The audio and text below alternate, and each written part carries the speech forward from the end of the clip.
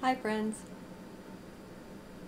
How about we strip it right down to the core? Skeletons are pretty neat things, you know. It's so bizarre that the blood is made in the bones. I mean, it is to me. I think we, as children, tend to think of bones as rather inert. All we ever see is dead ones. And we don't think about them being alive, but they really are. Much more so, I guess, than our hair or our nails. I don't know about the teeth. They're plugged in, I guess. Are they alive? Are they not? I don't know. I guess everything is. I mean, come on. Why not? It's all made of consciousness. Well, it seems to me there's going on more of a sorting out. And whatever way people are choosing to go, they're choosing that. And you may be getting some resistance to who and what you are and the way you're choosing to walk. Let's all remember, if somebody has a problem with you, they're outside of their boundaries. Their business is themselves, and your business is yourself. You're the expert on you. So please don't be put down or intimidated. Take your power back and recognize that that's their problem. And, go from there. Now, I guess everybody knows who Eckhart Tolle is. There are not an infinite number of people who can sit still enough to listen to him, though. And I was just doing that. And I'm in heart a lot. You guys know that. I decided, though, to play it his way. He wants you not to be in mind, of course, but he very seldom mentions the heart.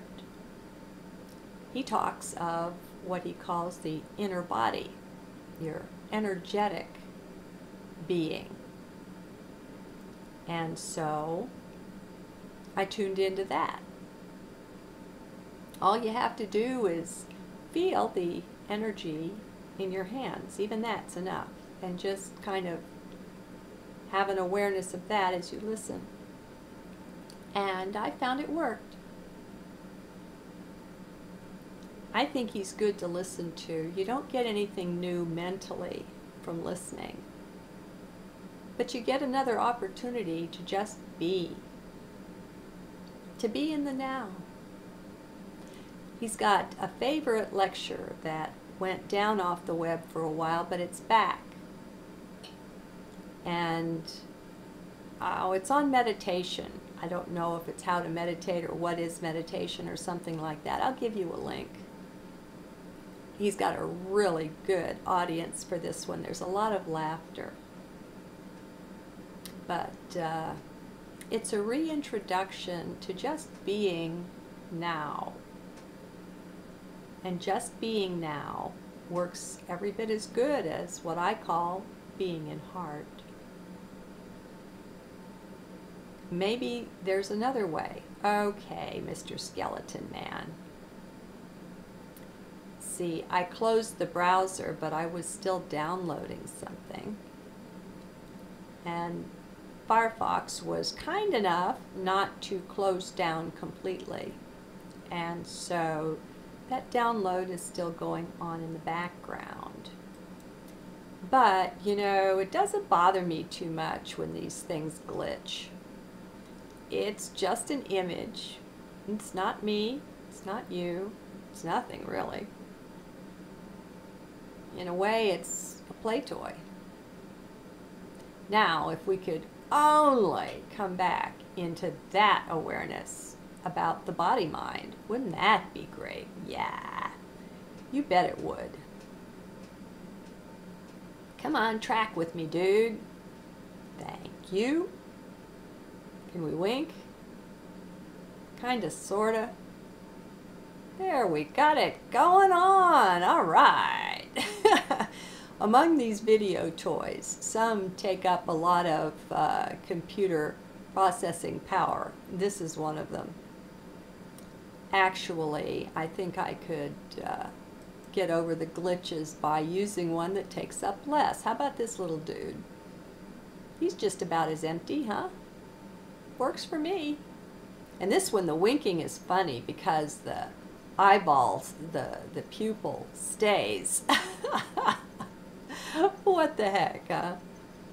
Anywho, we get ourselves in trouble all the time. See, look, I wasn't correct. Even though this one takes up less processing power,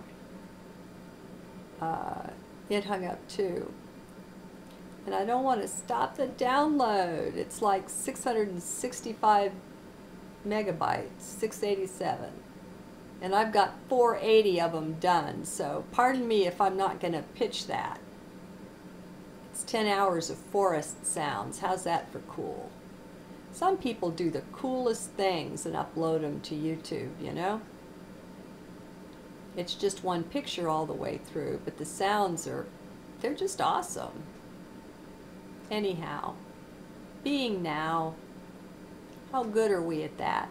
Here it is, Christmas Day. I have one decoration, and I only have that because it was a gift. A beautiful, surprising gift that came in the mail from, I just never would have expected it. And it's a lovely little 3 candle holder thing. It's lovely. I have to remember to light the candles. I'm just not used to such things. But golly, on Christmas Eve and Christmas Day, I've been pretty good about it. Decorating. I haven't been celebrating holidays of any kind. Not Christmas, not birthdays, not anything. Memory got so questionable, I would forget important dates, and I got tired of that. And I don't want people feeling obligated, you know. I think a lot of the gift giving comes from a sense of obligation, you know. You're related to somebody and it's just expected. I don't like that. I want to live in a more real way. And so, haven't sent Christmas cards or anything like that out basically ever. I was very tickled to get one from my niece. It just warmed my heart so. And that's a real thing, you know. That's not an obligation thing. And it's very sweet. So being in now, how good are we at it? I really feel more and more like a two-sided coin. And I know I contain both sides, the grand and the small. And yet, 3D life is very, very strange, in my humble opinion. So odd. We're so grand. We have such abilities as are unimagined by mind. And yet, mind still has a hold of us. And mind has been programmed. And it has all kinds of ideals and ideas that don't mesh with truth. And those of us that are awakening, I think, are mostly lovers of truth.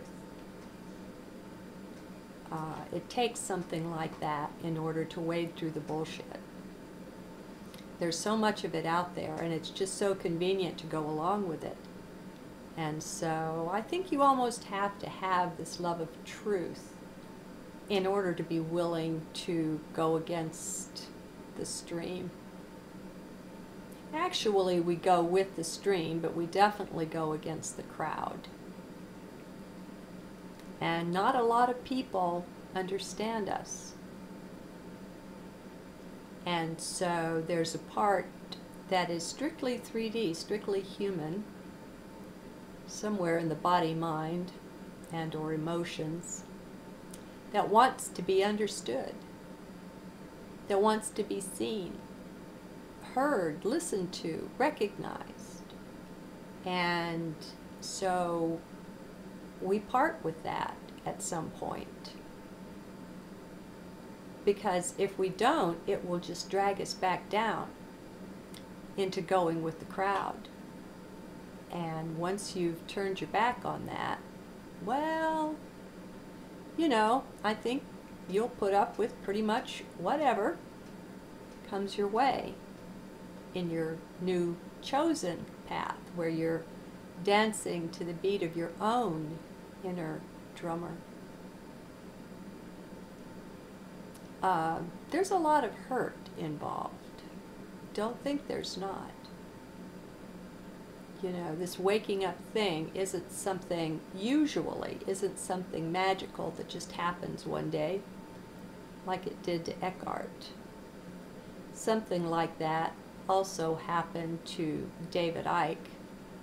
He just got himself in some hot water by not waiting until he had integrated it before speaking out. And when he claimed to be one with God, it was so not understood. And so, you know, we bring on our own challenges in a way.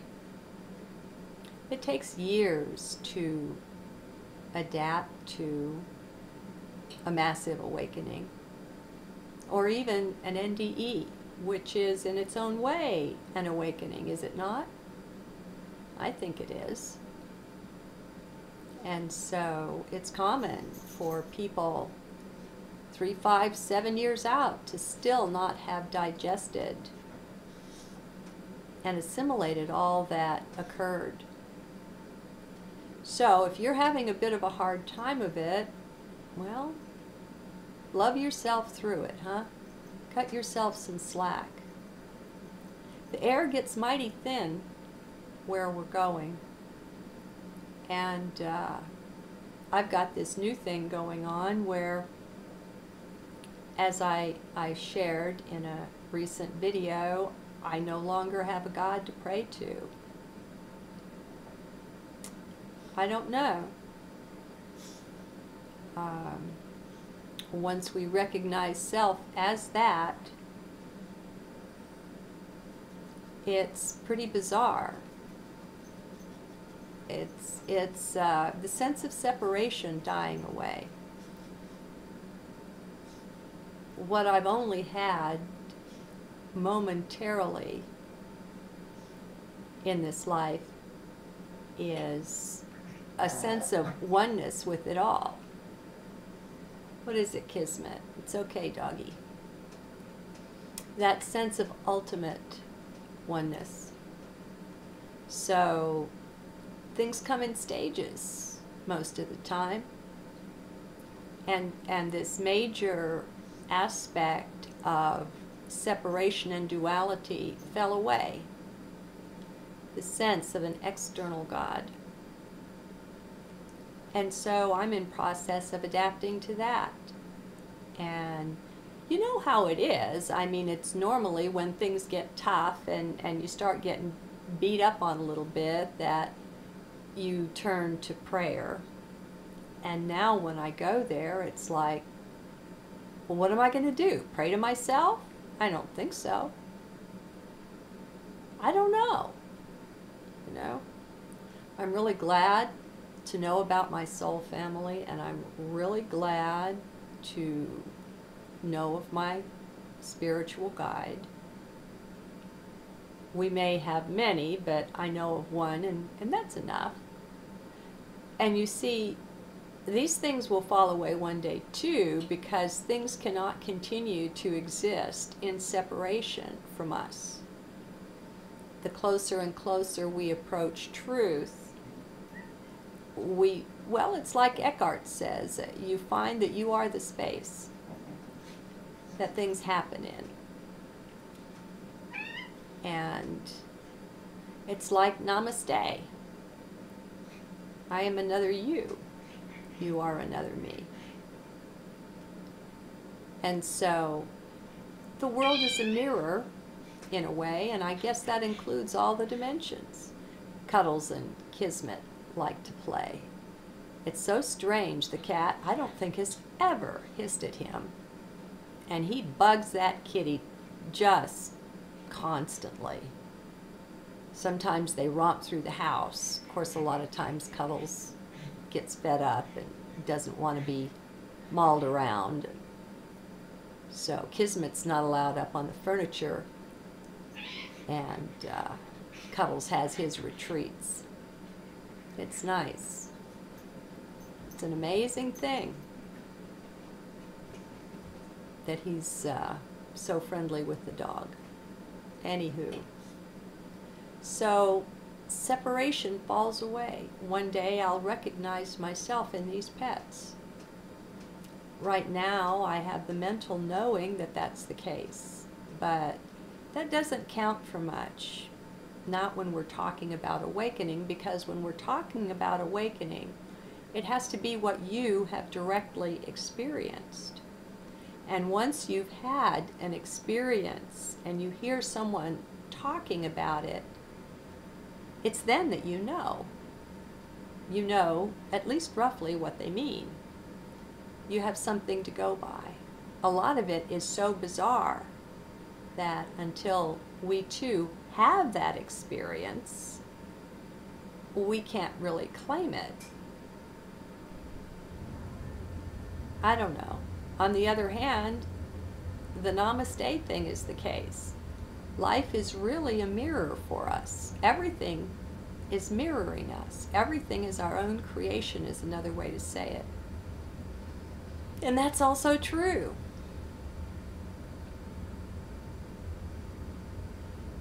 Well, trying to figure things out, I haven't found is a successful way to approach this. I think just trying to be in now, or in the inner body, or in the heart, or whatever your version is. I think that's my way. And being content, not knowing. Be right back. Well, that was really cool. That was my brother calling to remind me to drip the water, because it's supposed to get down into the teens tonight. Below 0 in centigrade for sure. No, yeah, whatever. Below freezing. And I have the water dripping, only I turned the hot water on to drip, and I just learned that you're supposed to turn the cold water on. That the hot water will freeze up faster than the cold, you know? You're never too old to learn something new. Now, why my little buddy isn't working for me, I'm just not going to worry about it, folks. It just is what it is.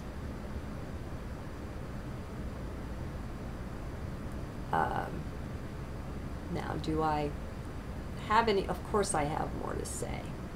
I'm not going to take an artificial interruption like a phone and have it mean anything. Okay, so what else do I have to really share? I don't know. I've been really sad. I've shed some tears today. There have been some challenging communications going back and forth. But that's okay too. I mean, it just is what is. We've got to know that we're all different facets of the one. And we are all one big family. But that doesn't mean everybody's going to understand everybody else or get along. And I think there has to be room in us for that. we have to allow people to go their own way, think their own thoughts, and not appreciate us. That has to be a part of it. And if we're in ego, we have more of a problem with this. As we're moving into heart or into now, we recognize more easily that if someone has a problem with us, again, they've exceeded their boundaries. Their boundaries are the self, and our boundaries are the self. None of us are in charge of anyone else, and that includes your children. You know, we want to look down on children and think they're little and don't know anything, and one day soon we'll find out how very wrong that is. They come in knowing ever so much and connected, much more connected with what is than the adults who have been programmed. And so I think we have a lot of conscious parenting going on, though, and I celebrate that. It's good for all of us, not just them and their kids. We need these children to grow up as unsullied and unspoiled as possible. Hopefully as unvaccinated as possible. I mean physically, mentally, emotionally unpolluted as much as possible.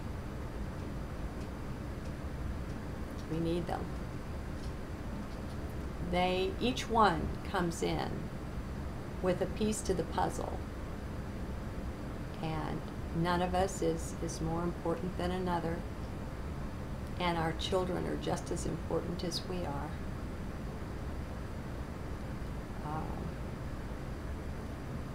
And that can be hard to face, because usually when we're doing our parenting, we're young enough not to have had oodles and gobs of experience with life, and so we're not in our wisdom age. I used to laugh and say that it's mostly children who are raising the children. You know, when you're in your 20s and 30s, you're not that old. This body turns 60 this month. Then again, the other side of that little coin is that we're really ageless. We're infinitely old. And we're eternal. We're not born and we don't die. I think it's fun being open to such things. You know, it catches the mind up in its tracks, and it makes it sit back for a moment and say, whoa, what the heck? And ponder some new things. And that's really good. I think it's when we get identified too much with mind that we're in ego. And we get to thinking we know something. It's really good to know that we do and we don't. We really don't know even who we are. While we're in these forms, we're cut off from a lot. And I'm going to project and assume it's because we need to be in order to play the game.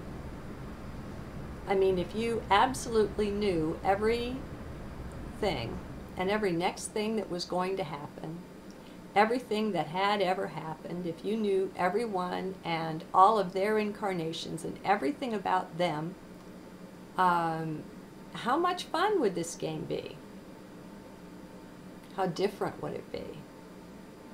And how many really, truly new things would be learned, would come up?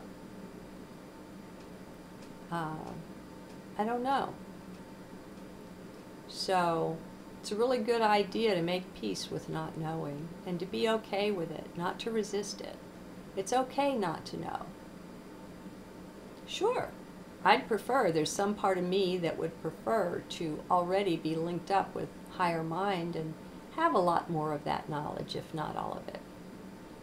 But that's not my current reality, and so I'm okay with that.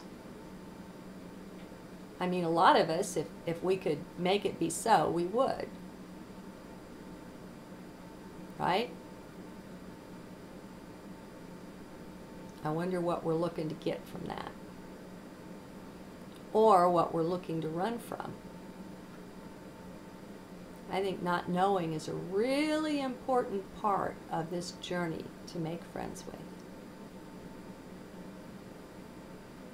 It's what helps keep us humble, too.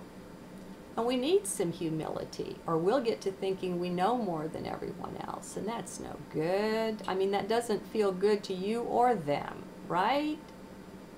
That's no fun. So it's important to know we're also all equal. One puzzle piece to another. Merry Christmas and Namaste.